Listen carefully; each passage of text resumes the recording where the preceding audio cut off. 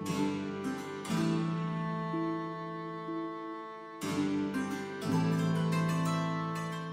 áudio que foi produzido artificialmente por meio da conversão de texto em voz.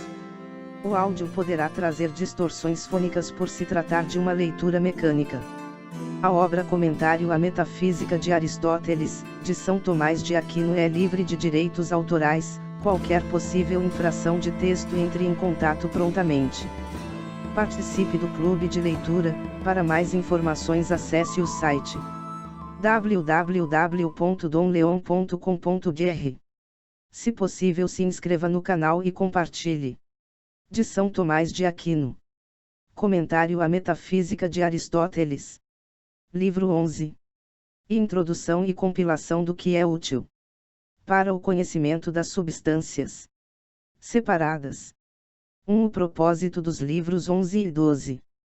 Porque as ciências particulares emitem a inquisição de algumas coisas que necessário se torna haver uma ciência universal e primeira, que perscrute as coisas sobre as quais as ciências particulares não consideram.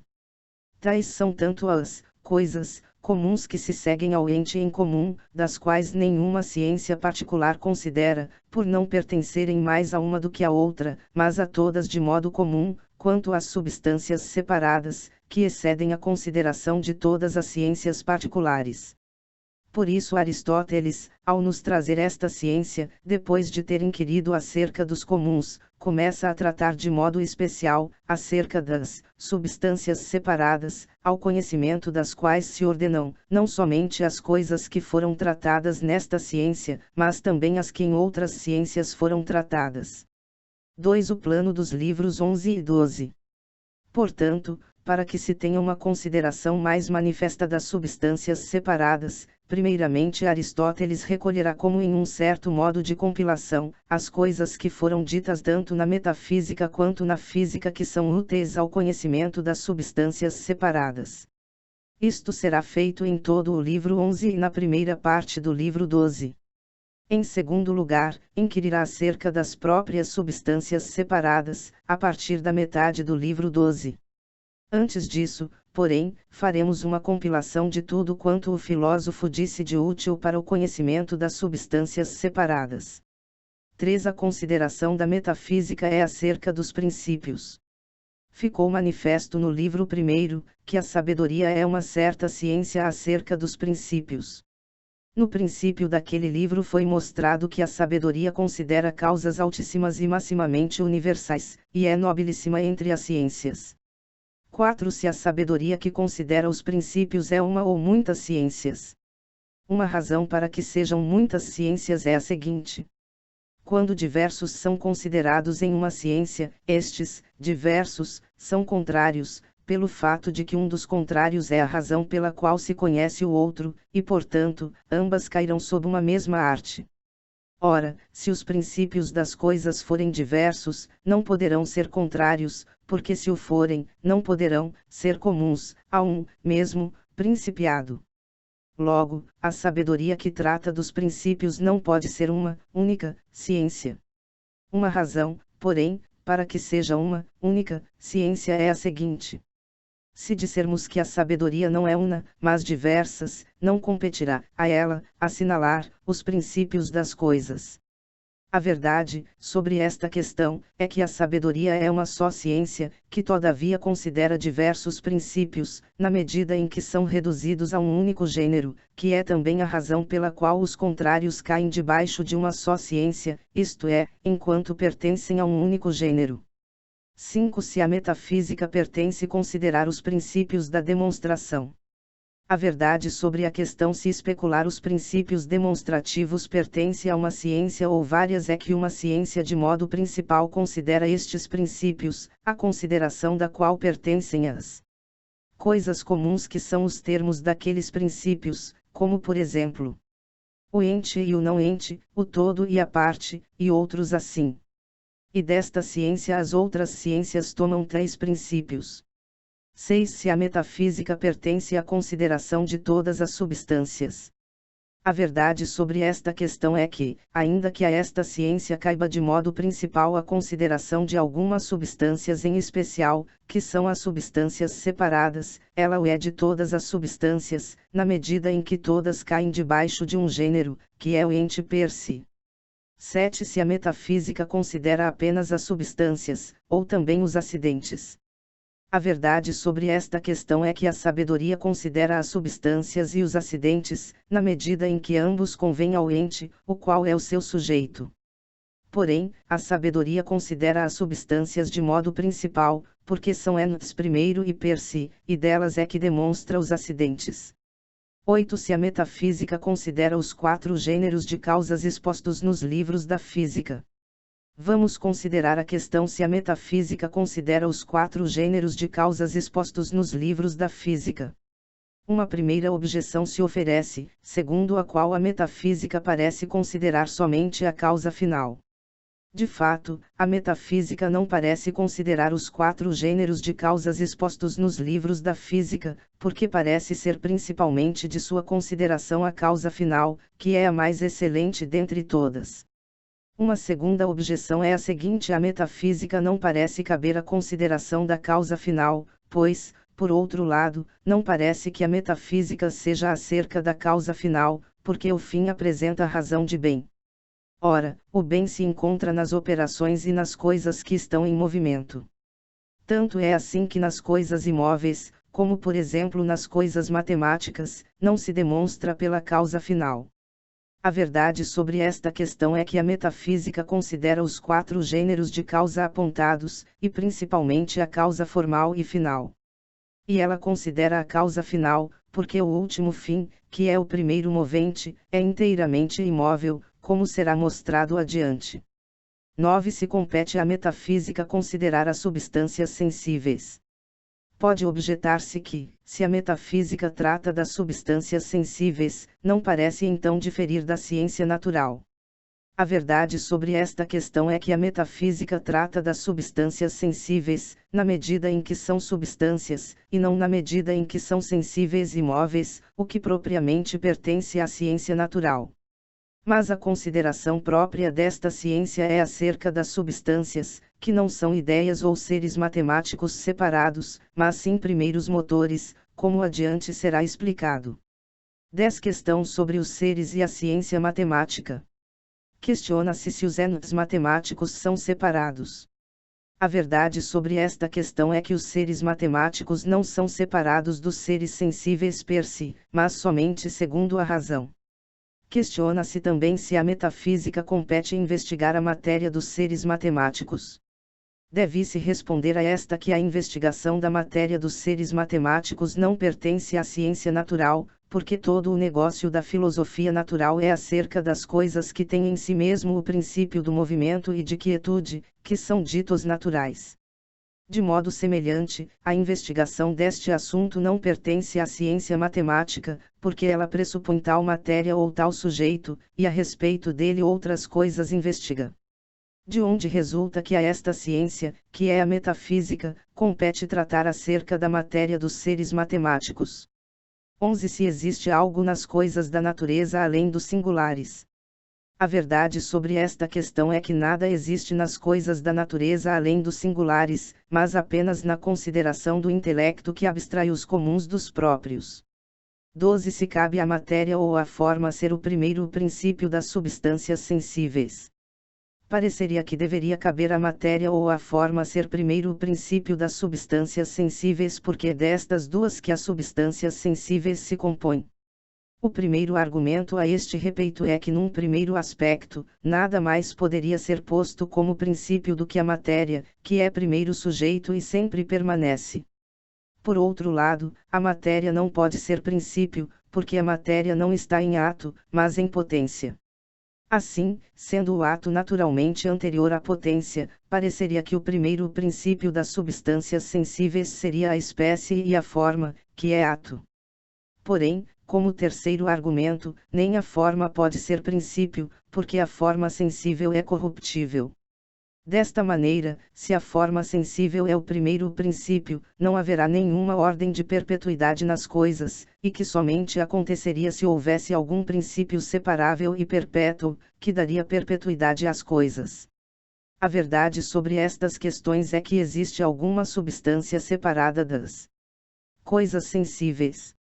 Não são, todavia, as espécies das coisas sensíveis, como colocaram os filósofos platônicos, mas os primeiros motores, como será explicado adiante.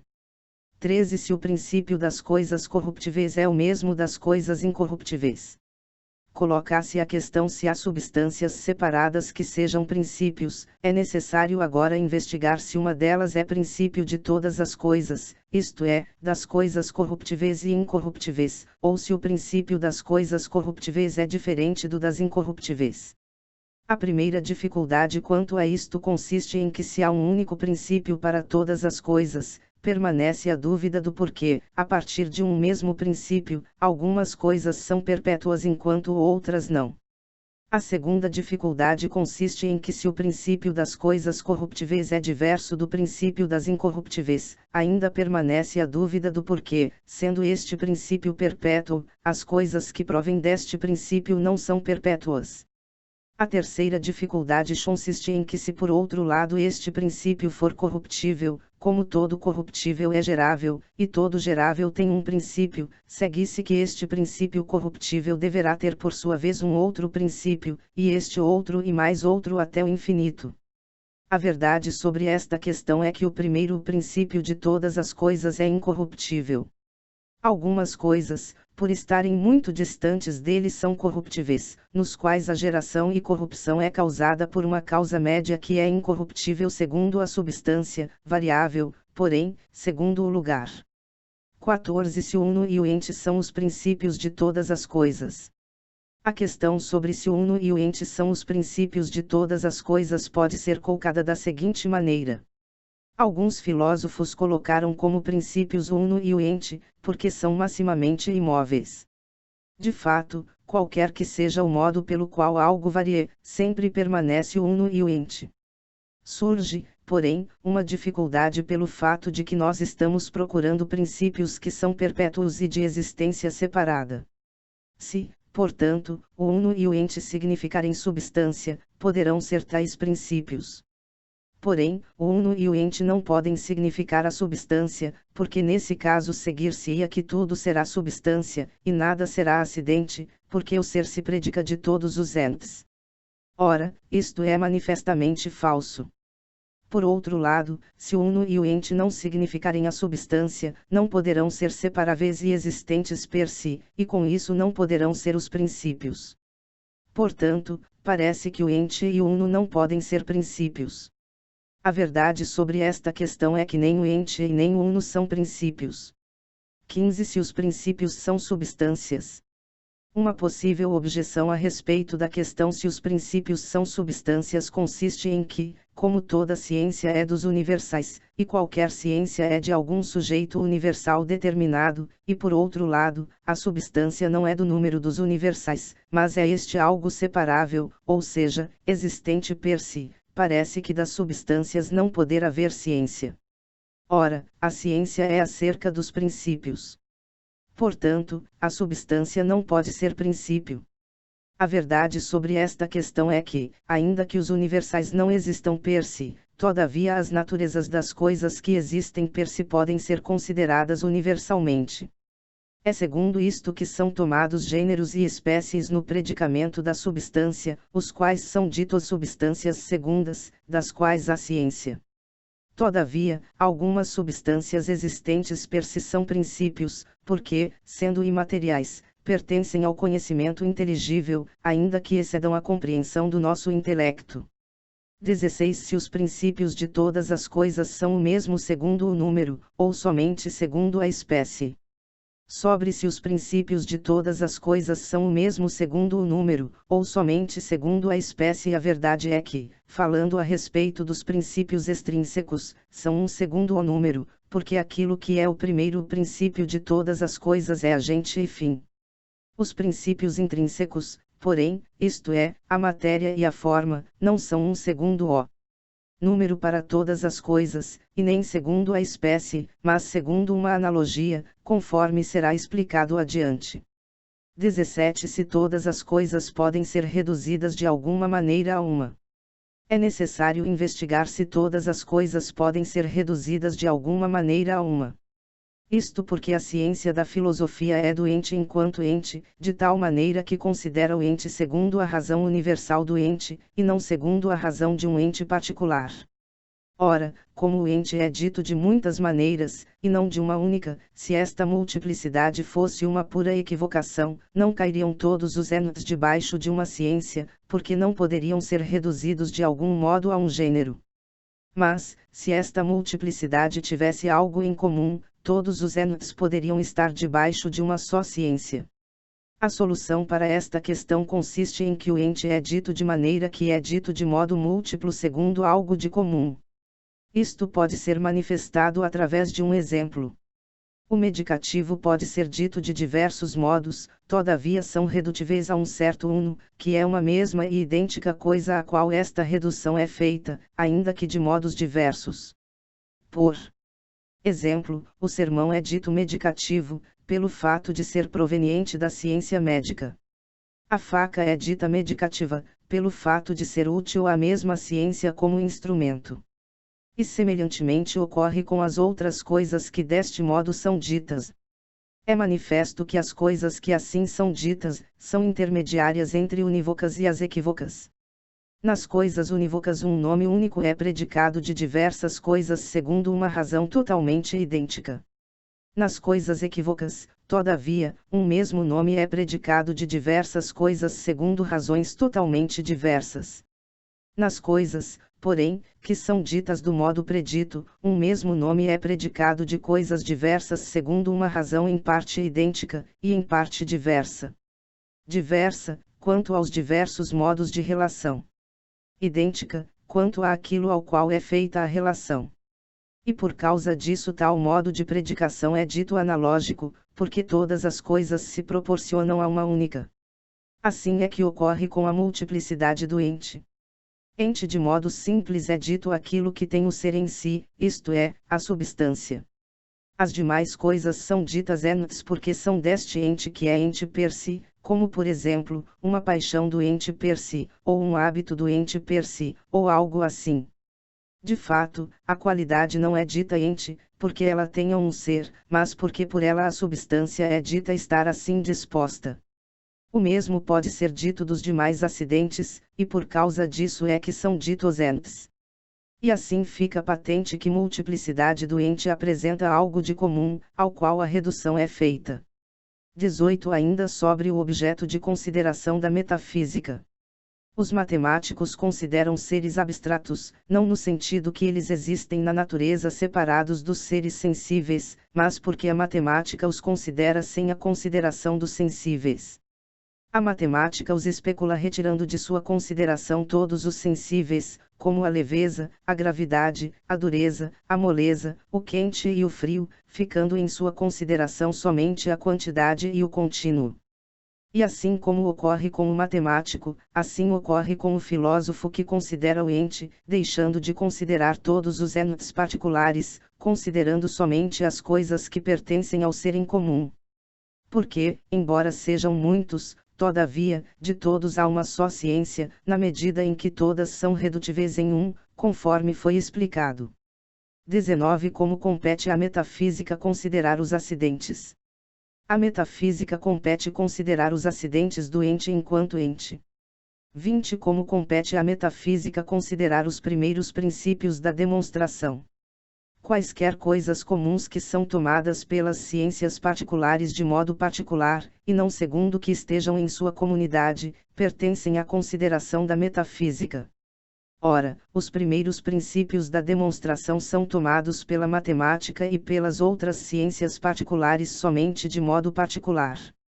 Portanto, a consideração destes princípios, na medida em que são comuns, pertencerão à metafísica, que considera o ente enquanto ente. E a razão pela qual estes princípios comuns pertencem à consideração da metafísica está em que estes princípios se expressam por proposições primeiras cujos termos são tais como o ente e o não ente, o todo e a parte, o igual e o desigual, o idêntico e o diverso, e outros que são da consideração da metafísica. De onde resulta que as proposições comuns, que são constituídas de tais termos, são principalmente da consideração da filosofia primeira. 21. Qual é o primeiro princípio dentre os princípios da demonstração?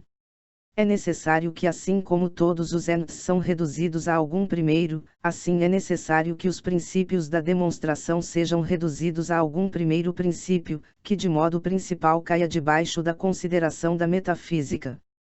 Existe, de fato, um certo princípio demonstrativo nos entes acerca dos quais não é possível mentir, por causa de sua razão interior, sendo sempre necessário dizer a verdade acerca do mesmo. Este princípio é que não é possível uma mesma coisa simultaneamente ser e não ser. De fato, é impossível que alguém opine que este princípio seja falso. E este princípio é primeiro pela razão que os seus termos são o ser e o não ser, que são os primeiros que caem debaixo da consideração do intelecto. 22. O que é próprio das ciências particulares? As ciências particulares tratam de algum gênero de ente enquanto algum ente. Toda ciência particular investiga alguns princípios e causas, a respeito dos cognoscíveis próprios que debaixo dos mesmos estão contidos. É necessário ressaltar que são alguns princípios e causas, porque não é toda ciência que considera todo o gênero da causa. De fato, qualquer uma destas ciências particulares circunscreve e toma para si algum determinado gênero de ente, circunscrevendo-o e dividindo-o dos demais gêneros, e determinando acerca dele somente. Assim, as ciências particulares negociam acerca deste gênero de ente como acerca de algum ente, mas não enquanto ente. Considerar acerca do ente enquanto ente pertence à ciência da metafísica que difere de todas as ciências particulares. As ciências particulares consideram suposto a essência de seu sujeito. As ciências particulares necessitam supor de alguma maneira de seu sujeito o porquê de seu ser que é este e a sua essência.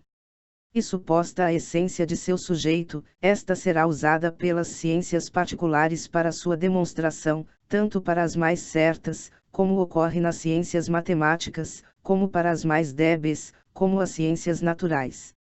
A essência do sujeito das ciências particulares é tomada por algumas ciências provenientes do sentido, na medida em que, através dos acidentes sensíveis chegam ao conhecimento da essência da coisa.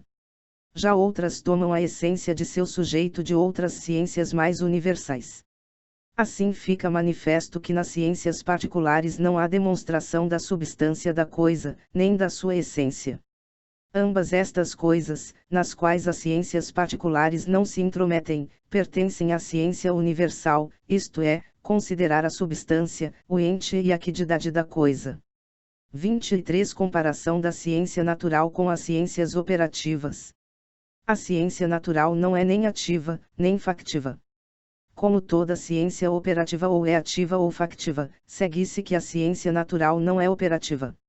Agir é dito propriamente segundo uma operação que permanece no agente e não transita para a matéria exterior, como inteligir, sentir e outras tais. Fazer é dito segundo uma operação que transita para a matéria exterior, que por ela é modificada, como esquentar, cortar e outras. Portanto, a ciência ativa é aquela pela qual nos instruímos para corretamente exercer as operações que são ditas ações. Tal é a ciência moral. Ciências factivas são aquelas pelas quais corretamente fazemos algo, como a arte fabril e outras assim. A ciência natural difere destes dois tipos de ciência. Não pode ser factiva, porque estas ciências não apresentam princípio de movimento no feito, mas no faciente.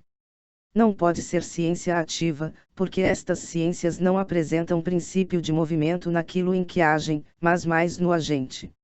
Mas as coisas que pertencem à consideração da ciência natural apresentam princípio de movimento em si mesmo, por ser a natureza princípio de movimento naquilo em que a natureza está.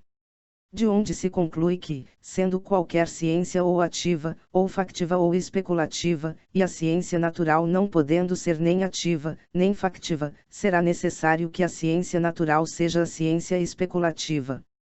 24. Comparação da matemática com a ciência natural. Sendo necessário para cada ciência conhecer de algum modo a essência de seu sujeito, e utilizá-la como princípio de demonstração, torna-se necessário que as diversas ciências se diversifiquem segundo os diversos modos de definição por elas utilizados. Assim, para que se conheça como a ciência natural difere das demais, é necessário não esconder de que modo se serve a ciência natural ao definir, e como se tomam as definições na ciência natural, isto é, se suas definições são como a definição de simum, que em latim significa nariz côncavo, ou como a definição de côncavo. A definição de simum é com a matéria sensível. A definição de côncavo é sem a matéria sensível.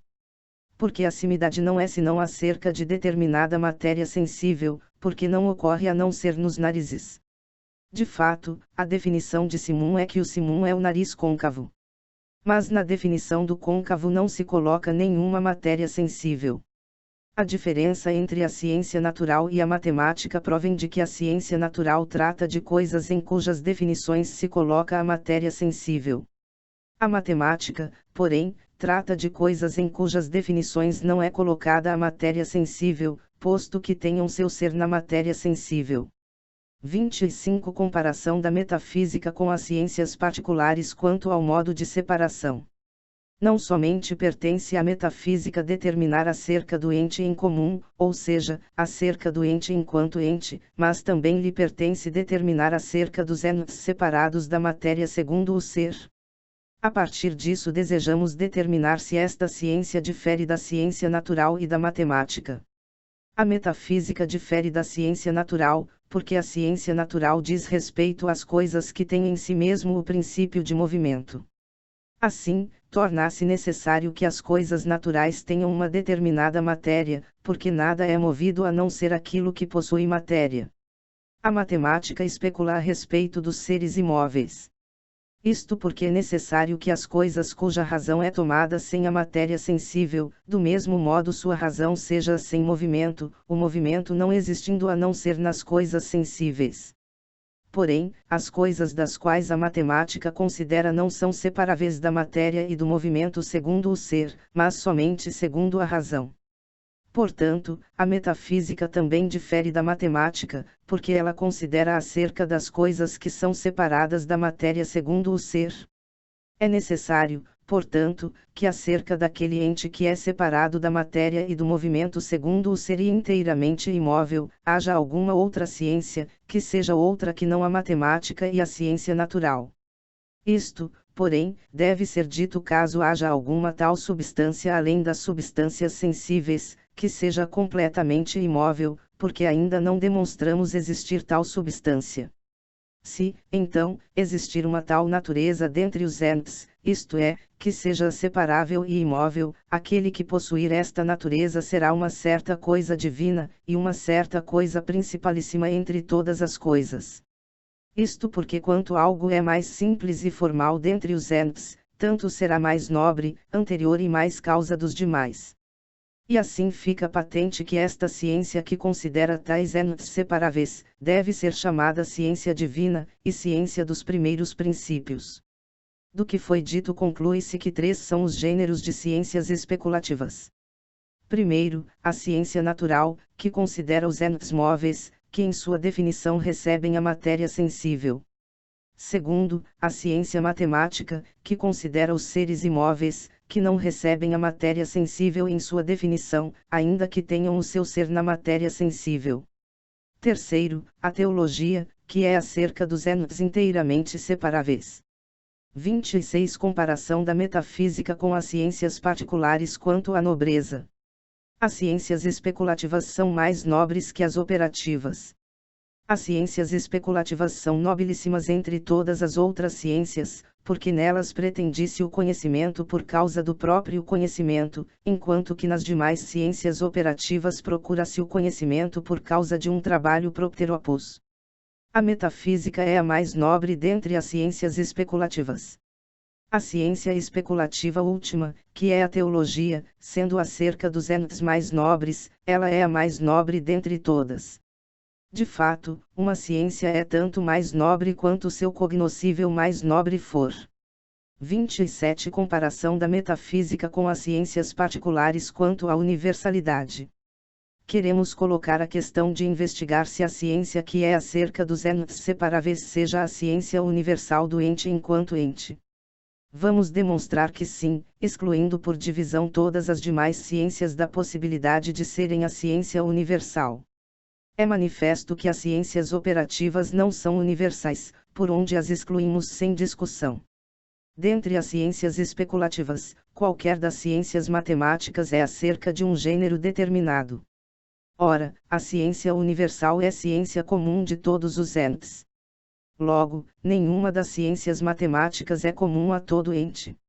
Se as substâncias naturais, que são substâncias sensíveis e móveis, forem primeiras dentre os entes, então a ciência natural será necessariamente a primeira dentre as ciências, porque a ordem dos sujeitos é a ordem das ciências, conforme explicado. Se, porém, existir outra natureza, e outra substância além das substâncias naturais, que sejam separáveis e imóveis, deverá haver outra ciência do próprio ser, que seja anterior à natural. E pelo fato que é primeira, será necessário que seja universal. Isto acontece porque a ciência dos primeiros entes, e a ciência que é universal tem que ser a mesma, já que os primeiros entes são princípios dos demais. 28 5 Considerações preliminares necessárias à definição do movimento. A primeira consideração preliminar necessária à definição do movimento é que o ente se divide pelo ato e pela potência. É isto o que Aristóteles quer dizer ao afirmar que dentre os entes, algum é em ato, como o primeiro movente, que é Deus. Outros são apenas potência, como a matéria primeira. Outros potência e ato, como todos os intermediários. Outra maneira de se compreender isto é que ser somente em ato é dito daquilo que tem forma de modo perfeito, como por exemplo aquilo que já é branco de modo perfeito. Ser somente em potência, é dito daquilo que ainda não tem forma, como por exemplo, aquilo que de nenhum modo é branco. Está em ato e em potência aquilo que, posto que ainda não tenha forma de modo perfeito, todavia está em movimento a forma. A segunda é que o ente se divide pelos 10 predicamentos. A terceira é que o movimento não tem alguma outra natureza separada das outras coisas. Antes, qualquer forma, na medida em que está sendo feita, é um ato imperfeito que é dito movimento. De fato, isto mesmo é o que significa ser movido à brancura, ou seja, a brancura começar a tornar-se em ato no sujeito. Ela não deve estar em ato perfeito. Isto é o que Aristóteles quis dizer ao afirmar que o movimento não é algo além da coisa. Tudo o que é mudado segundo os predicamentos do ente. Desta maneira, assim como não existe algo comum aos 10 predicamentos que seja gênero deles, assim não há algum gênero comum a todos os movimentos. Por causa disso, o movimento não é um predicamento distinto dos demais predicamentos, ao contrário, segue os demais predicamentos. A quarta é que em qualquer gênero sempre encontramos algo de modo duplo, segundo perfeição e imperfeição. No gênero da substância, por exemplo, um deles é a forma, o outro a privação. No gênero da qualidade, o que é perfeito é, por exemplo, o branco, que tem cor perfeita, e o que é imperfeito é o preto, que é o imperfeito no gênero da cor. No gênero da quantidade, o que é perfeito é o que é dito grande, e o que é imperfeito é o que é dito pequeno. No gênero do lugar, no qual ocorre o movimento local, são o acima e embaixo, e o pesado e o leve, na medida em que pesado é dito daquilo que em ato está embaixo e leve é dito daquilo que em ato está em cima. Destas coisas, uma está como perfeito, a outra como imperfeito. O motivo por que isto acontece em todo gênero é que todo gênero é dividido por diferenças contrárias, e dos contrários sempre um está como perfeito, e o outro está como imperfeito.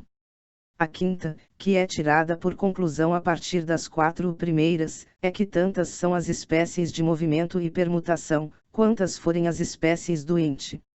Isto não significa que em qualquer gênero do ente possa encontrar-se o movimento. Porque, de fato, conforme será explicado, o movimento não é encontrado em todos os predicamentos. O que isto quer dizer é que, assim como o ente é dividido pelo ato e pela potência, pela substância e pela quantidade, e outros predicamentos, e segundo o perfeito e o imperfeito, assim também o movimento. E isto é uma consequência do fato de que o movimento não é algo além das coisas. Motus non est praeter res. 29 A definição do movimento. Dividindo-se o ente, segundo qualquer gênero do ente, pela potência e ato, o movimento é dito ser o ato daquilo que está em potência enquanto tal. Esta definição pode ser explicada do seguinte modo: a matéria apta a tornar uma casa está em potência a duas coisas. Estas duas coisas são a forma da casa e a edificação, isto é, a ação de edificar. A potência que está na matéria da casa, a edificação, é significada pela expressão de edificável. Portanto, o edificável enquanto edificável se torna em ato quando está em edificação. Uma outra maneira de se dizer isso é que a edificação é o ato do edificável enquanto edificável. Ora, edificar é um certo movimento. Assim, o movimento é o ato do edificável. Por onde se pode manifestar em que sentido o movimento é ato do existente em potência. O movimento é um certo ato, como ficou dito. Mas é um ato imperfeito, porque aquilo de quem é ato é ente em potência, que é ser imperfeito. Se, de fato, se tratasse de um ato perfeito, com isto retiraria toda a potência que está na matéria a algo determinado. De onde se segue que os atos perfeitos não são atos dos existentes em potência, mas dos existentes em ato. O movimento, deste modo, é ato do existente em potência porque não retira dele a potência. Onde quer que haja movimento, de fato, permanece no móvel a potência aquilo que é pretendido pelo movimento. Somente a potência ao mover-se é retirada pelo movimento. É, mesmo assim, não totalmente, porque aquilo que é movido ainda está em potência ao movimento, porque tudo o que é movido será movido, por causa da divisão do movimento contínuo, conforme foi explicado no 6º livro da Física. De onde se segue que o movimento é o ato do existente em potência, e desta maneira é ato imperfeito e do imperfeito. O movimento ocorre quando algo existente em potência é reduzido ao ato, enquanto móvel, por móvel entendendo-se algo que está em potência ao movimento. Nada é reduzido ao ato pelo movimento enquanto está em potência ao término do movimento, porque enquanto é movido ainda permanece em potência ao término do movimento. Pelo movimento algo é reduzido da potência ao ato, entendendo-se esta potência como sendo aquilo que é significado ao dizer-se algo ser móvel, isto é, em potência ao movimento. Quanto ao termo enquanto tal, podemos explicá-lo como a seguir. O movimento foi definido como ato daquilo que está em potência enquanto tal. Trata-se agora de explicar o significado deste termo enquanto tal. Para explicar isto, vamos considerar o cobre que está em potência à estátua. O cobre, e o cobre em potência à estátua, são o mesmo segundo o sujeito. Todavia, não são o mesmo segundo a razão, porque uma é a razão do cobre enquanto cobre, e outra é a razão do cobre enquanto tem alguma potência. Se fossem o mesmo segundo a razão, então, assim como o movimento é ato do cobre enquanto é cobre em potência, assim também seria ato do cobre enquanto é cobre. Como, porém, o cobre e o cobre em potência à estátua não são o mesmo segundo a razão, por isso tornou-se necessário que na definição de movimento, tendo sido dito que o movimento é ato do existente em potência, tivesse sido acrescentado enquanto tal. 30 Onde se situa o movimento? O movimento está no móvel. Isto se manifesta do seguinte modo: todo ato está naquilo de quem é ato. Mas o movimento é ato do móvel causado pelo movente, o que é patente pelo que já foi dito. De onde se segue que se situa no móvel? Quanto a como o movimento se situa para com o movente, vamos colocar duas coisas. A primeira, que o movimento também é ato do motivo. A segunda, que o movimento que é ato do motivo não é outro que não o movimento que é ato do móvel. Na verdade, o movimento é ato de ambos. Estas duas proposições explicam-se do seguinte modo. Isto acontece porque um único movimento segundo a substância é ato de ambos, diferindo apenas pela razão. O movimento é ato do movente como dele proveniente o tchaco e é ato do móvel como nele existente o tinco. E não vice-versa. Por isso o ato do movente é dito ação, e o ato do móvel é dito paixão. Uma objeção pode ser levantada que consiste em que, se a ação e a paixão são a mesma coisa segundo a substância, isto parece significar que não podem ser predicamentos diversos. Deve-se responder a isso que a dificuldade apontada tem sua origem de um entendimento errôneo do que sejam os 10 predicamentos. Os predicamentos se diversificam segundo os diversos modos de se predicar o ser. De onde se segue que a mesma coisa, na medida em que possa ser predicada de modos diversos, pertencerá a diversos predicamentos. Desta maneira, o movimento, na medida em que se predica do sujeito no qual está, constituirá o predicamento da paixão. E na medida em que se predica daquilo que quem é proveniente de eu aqueste, constituirá o predicamento da ação. 31. De quantos modos é dito o infinito em ato? Devemos considerar primeiramente que todo finito é transitável. De onde resulta que o infinito é propriamente aquilo que se medindo, não pode ser transitado. O infinito, portanto, será dito de tantos modos quantos forem os modos pelo qual o intransitável for dito. E ambos podem ser ditos de 4 modos.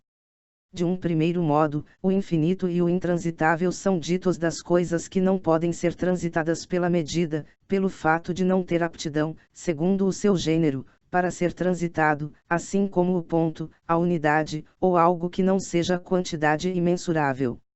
De um segundo modo, o infinito e o intransitável são ditos das coisas que ainda não foram transitadas, mas que já começaram a ser transitadas. Isto é o que Aristóteles quer dizer com o termo transição imperfeita. De um terceiro modo, o infinito e o intransitável são ditos das coisas que são dificultosamente transitáveis. Segundo este terceiro modo, a profundidade do mar e a altura do céu são ditas infinitas, porque excedem as forças mensuráveis, ainda que em si sejam transitáveis. De um quarto modo, o infinito e o intransitável são ditos das coisas que segundo o seu gênero têm aptidão a serem transitadas, ou terem término, mas não o são ou não o têm. Este é o caso de uma linha sem término, e é este quarto modo que é o verdadeiro e propriamente infinito. 32. De quantos modos é dito o infinito em potência? De um primeiro modo, o infinito em potência é dito por aposição, assim como ocorre com o número. De fato, dado qualquer número, sempre é possível acrescentar-lhe a unidade, e desta maneira o número é aumentável até o infinito. De um segundo modo, o infinito em potência é dito por divisão, na medida em que a magnitude é dita divisível até o infinito. De um terceiro modo, o infinito em potência é dito segundo ambos os modos precedentes simultaneamente. Assim ocorre com o tempo, que é dito infinito por divisão, porque é contínuo, e por aposição, porque é número. De modo semelhante ocorre com o movimento, que é dito infinito em potência segundo este terceiro modo. 32. Que não existe o infinito em ato. Deve-se saber que os antigos filósofos naturais afirmaram que o infinito existia nas coisas sensíveis, não como substância, mas como sendo acidente de algum corpo sensível. Em oposição a isto, Aristóteles pretende provar que não existe nas coisas sensíveis o infinito em ato. A primeira demonstração desta afirmação, por meio de razões prováveis, é a seguinte: nas coisas sensíveis não pode existir um corpo infinito. De fato, a razão ratio do corpo é que seja algo delimitado determinado por uma superfície. Ora, nenhum corpo determinado por uma superfície é infinito. Portanto, nenhum corpo é infinito, nem sensível, isto é, natural, nem intelectual, isto é, matemático. A segunda demonstração por razões prováveis consiste em que nas coisas sensíveis não existe número infinito. De fato, todo número e tudo o que tem número é numerável. Mas nada que seja numerável é infinito, porque o numerável é transitável numerando. Portanto, nenhum número é infinito. Estas razões, porém, não são naturais, porque não são tomadas a partir dos princípios dos corpos naturais, mas a partir de alguns princípios comuns e prováveis, não, porém, necessários.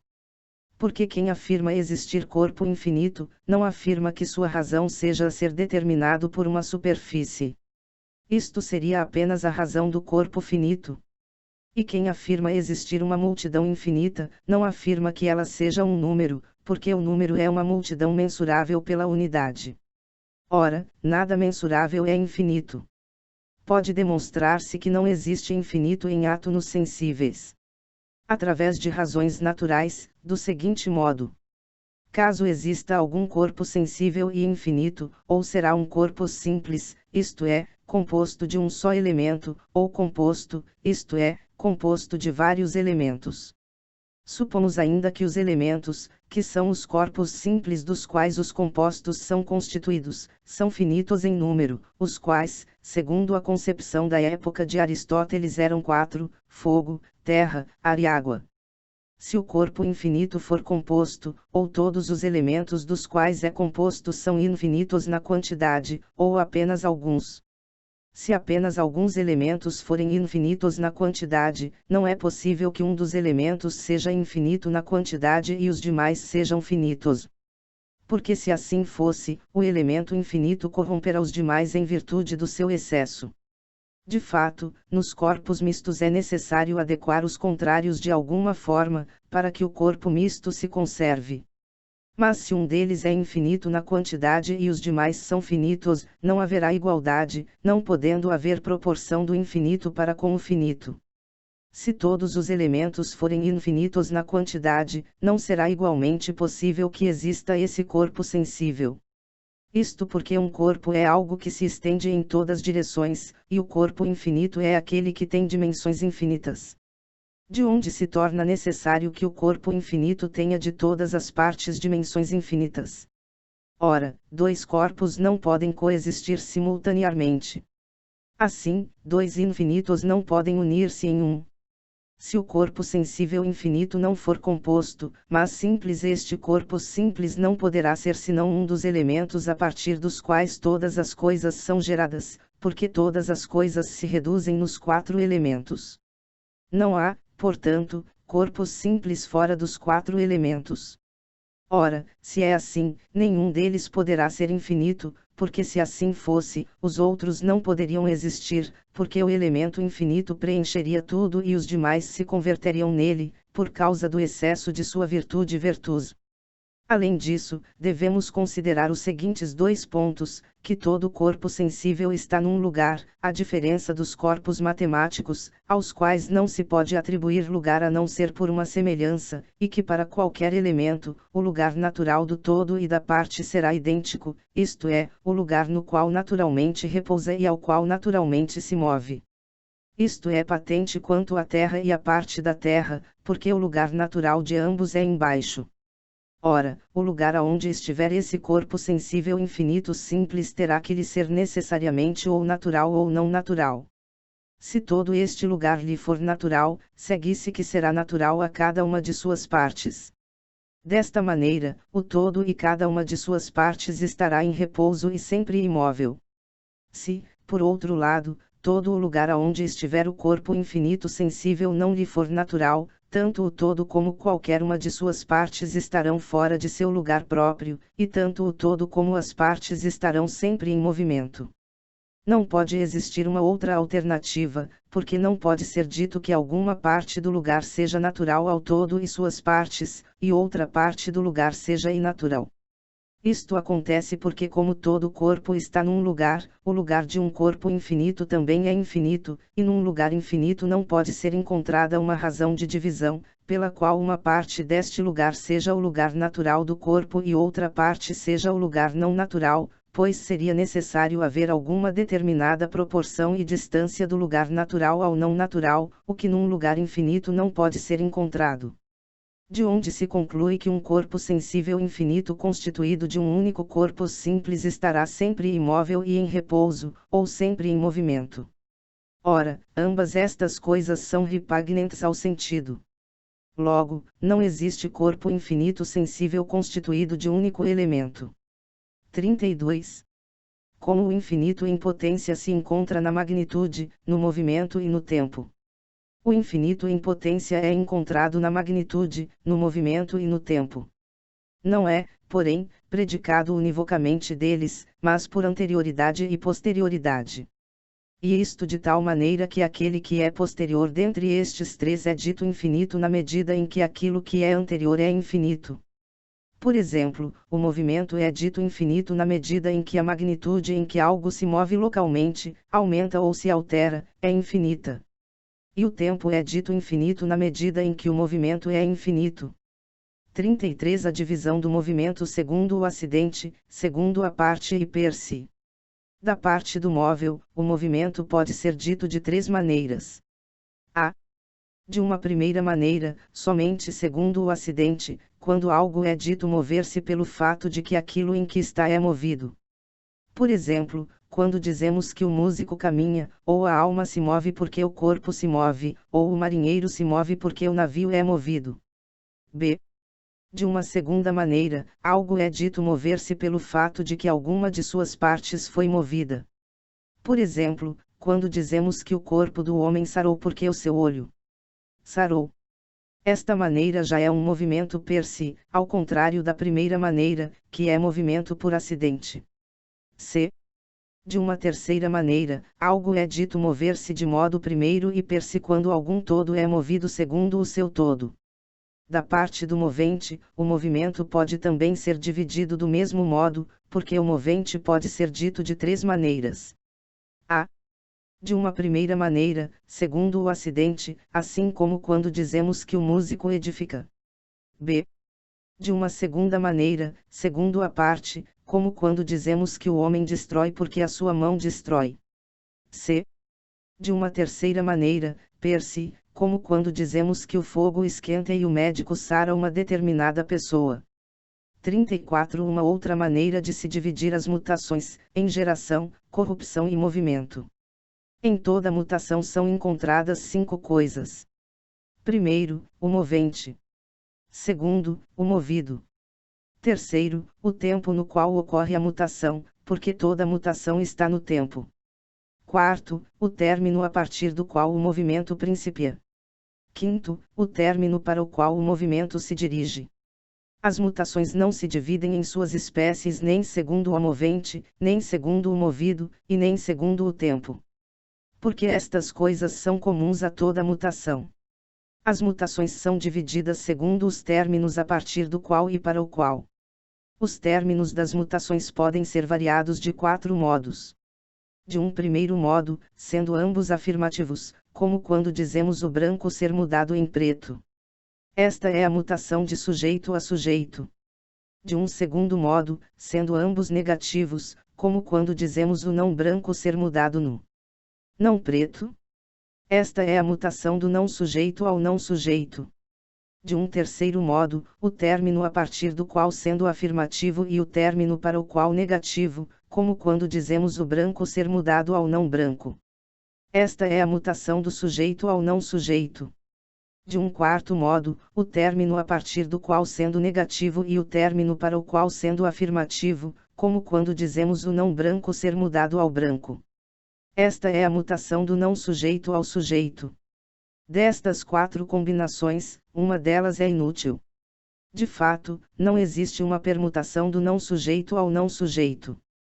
2 negações, como o não branco e o não negro, não são opostas. Podem, de fato, verificar-se da mesma coisa.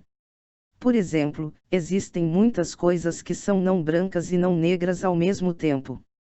De onde se segue que, como a mutação ocorre entre opostos, conforme provado no primeiro livro da física, não há mutação do não sujeito ao não sujeito. E assim se conclui que somente há 3 permutações. Das 3 mutações acima mencionadas, aquela que vai do não sujeito ao sujeito, é chamada de geração. Isto pode se dar de 2 maneiras. Ou tratar-se-á de uma mutação do não ente de modo simples ao ente de modo simples, e então esta será chamada geração de modo simples. Ou tratar-se-á de uma mutação do não ente ao ente não de modo simples, mas segundo algo, assim como do não branco ao branco. Esta é então, uma certa geração e segundo algo. Quanto à mutação que é do sujeito ao não sujeito, ela é dita corrupção. E de modo semelhante, nela podemos distinguir entre corrupção de modo simples e corrupção segundo algo. Vamos agora mostrar que a geração não pode ser movimento. A geração é uma mutação do não ente ao ente. Ente e não ente são aqui tomados segundo o ato e a potência. Aquilo que é em ato, será ente de modo simples. Aquilo que é somente segundo a potência, será o não ente. Ora, o ente em potência que se opõe ao ente em ato, mas que não é ente em ato de modo simples, este pode ser movido. Isto acontece porque nestes casos não é o não branco que é movido, mas o sujeito em que está esta privação, que é ente em ato. Mas o ente em potência que se opõe ao ente em ato de modo simples, que é o não ente em ato de modo simples, isto é, segundo a substância, este de nenhum modo poderá ser movido. Assim, é impossível que o não ente seja movido.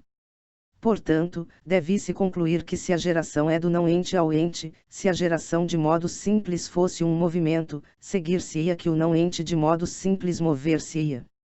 Logo, a geração de modo simples não é um movimento. Vamos agora mostrar que também a corrupção não pode ser movimento. O movimento somente pode ter como contrário um movimento ou o repouso.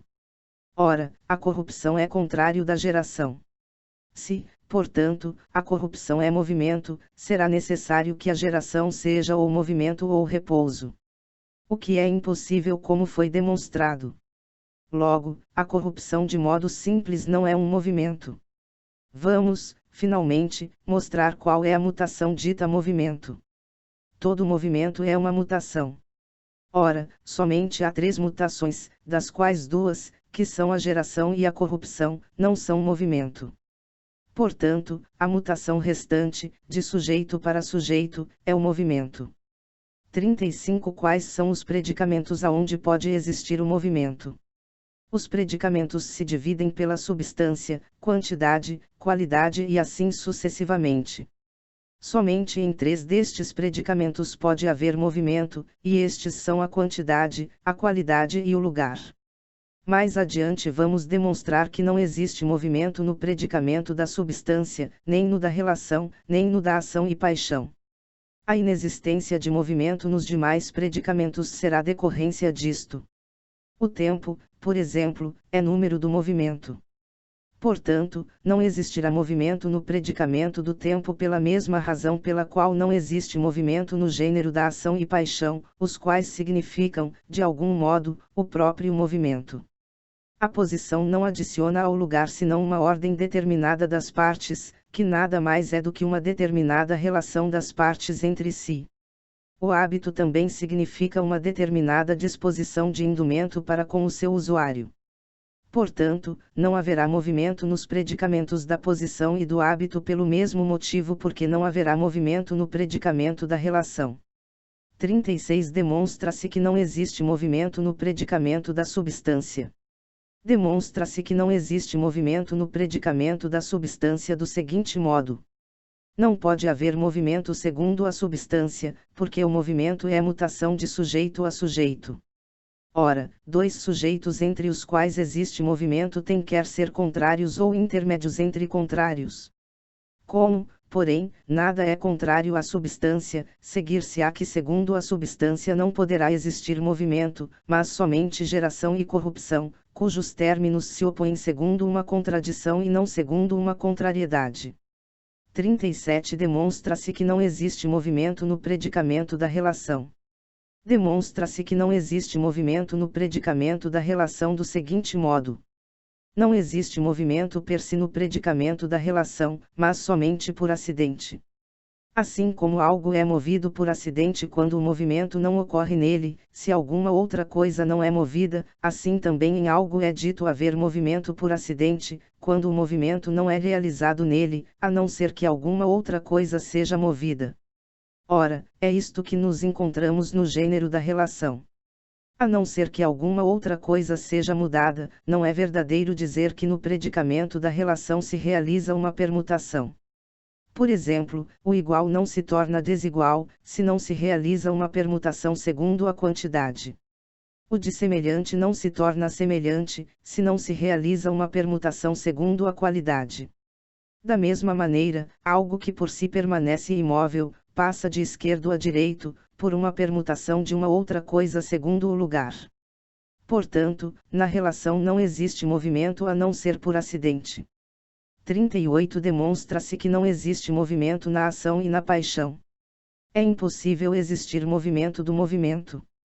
Se houvesse movimento do movimento, isto poderia acontecer de duas maneiras. Ou haveria movimento do movimento como de um seu sujeito, como se disséssemos que o movimento moveria um movimento, ou haveria movimento do movimento como de um término, como se disséssemos que haveria um movimento que consistiria em passar de um movimento a outro movimento. Ambas estas alternativas são impossíveis. É também impossível existir movimento do movimento como de um sujeito. Dir-se-ia movimento do movimento como de um seu sujeito do mesmo modo como se diria existir movimento do homem, porque este homem estaria sendo movido do branco ao preto, por exemplo. Desta maneira, o movimento será movido, ou esquentando-se, ou esfriando-se ou mudando segundo o lugar, ou aumentando segundo a quantidade. Ora, isto é impossível, porque o movimento não pode ser sujeito do calor ou frio, ou de algum destes outros acidentes. Portanto, não existe movimento do movimento, entendido como de seu sujeito. É impossível igualmente existir movimento do movimento como de um término. Isto se daria se disséssemos haver um movimento pelo qual passamos de uma espécie de movimento a outra espécie de movimento. Ora, pode-se demonstrar que isto é impossível, a não ser por acidente. Se existisse alguma permutação de uma permutação em outra, por exemplo, uma permutação do adoecimento em alguma outra permutação, seguir-se-ia que simultaneamente enquanto algo permuta da saúde à doença, permutaria desta permutação em outra permutação. Porém, como toda mutação é uma mutação de um oposto a outro, segue-se que se existe permutação de mutação a mutação, esta sempre seja em direção à mutação oposta. De onde se seguiria que, enquanto algo muda em direção a um dos opostos, permutaria simultaneamente a mutação que se dirige ao outro oposto, o que é impossível, porque significaria que a intenção da natureza tenderia simultaneamente a dois opostos. Assim, não é possível que haja mutação per se de uma permutação em outra. O que ocorre na verdade é que uma mutação sucede à outra. Acontece, de fato, que a esta mutação pela qual algo é movido da saúde à doença suceda alguma outra mutação, como um esbranquiçamento, uma mutação segundo o lugar ou qualquer outra, e não necessariamente a mutação oposta. Trata-se, porém, de uma permutação de mutação a mutação por acidente, porque o sujeito permuta ora a um término, ora a outro, mas sem existir intenção do movente que, enquanto simultaneamente permuta em algo, pretenda permutar em outro. 39 Os diversos modos em que o imóvel é dito. De um primeiro modo, é dito imóvel aquilo que é completamente impossível de ser movido, assim como Deus é imóvel. De um segundo modo, é dito imóvel aquilo que muito dificultosamente pode ser movido, como uma pedra enorme. De um terceiro modo, é dito imóvel aquilo que é apto a ser movido, mas não pode ser movido no tempo e no lugar em que está apto a ser movido e do modo em que está apto a ser movido. Somente este modo de imobilidade é propriamente denominado de repouso, porque o repouso é contrário ao movimento. Por onde é necessário que o repouso seja a privação do movimento naquilo que é susceptível de movimento. 40 Do que acompanha o movimento local.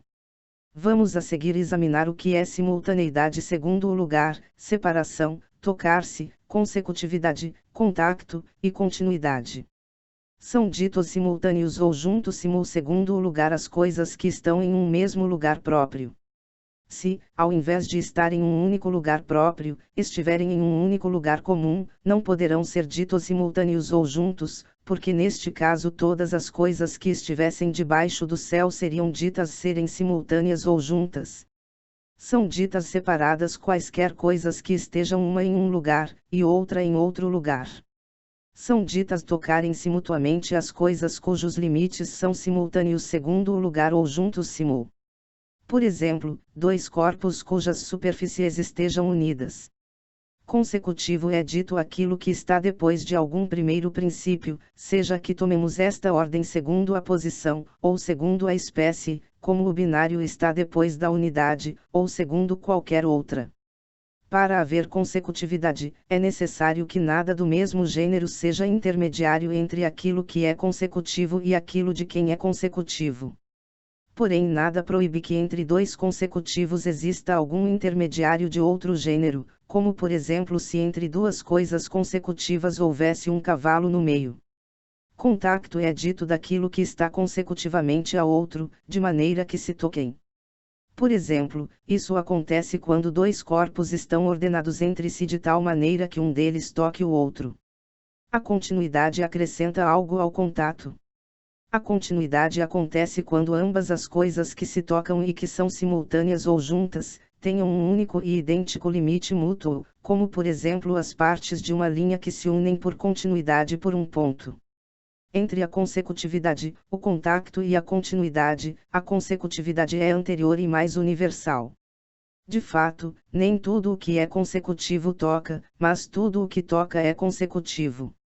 Da mesma maneira, o contacto é anterior e mais universal do que o contínuo. Porque nem todo contacto é contínuo, mas todo contínuo pressupõe o contacto. O presente audiobook foi produzido artificialmente por meio da conversão de texto em voz. O áudio poderá trazer distorções fônicas por se tratar de uma leitura mecânica.